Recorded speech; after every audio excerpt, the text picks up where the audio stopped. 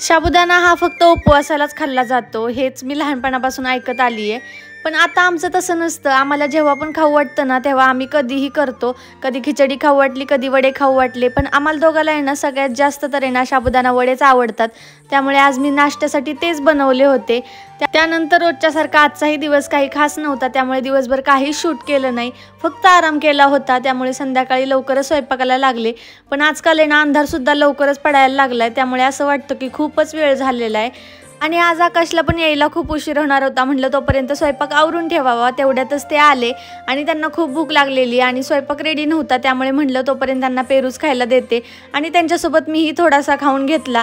आणि ते आज एवढे कंटाळले होते ना, तुम्ही त्यांच्या चेहऱ्यावरून बघू शकता। ते शक्यतो कधी असं कंटाळलेला चेहरा दाखवत नाहीत मला, पण आज खूपच जास्त कंटाळले होते आणि त्यांना बघून आहे ना खरंच मला दया येत होती।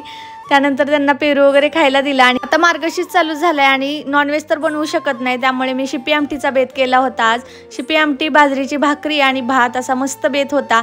त्यानंतर आता आम्ही जेवण करून घेतो। भेटूया उद्याच्या ब्लॉगमध्ये। बाय।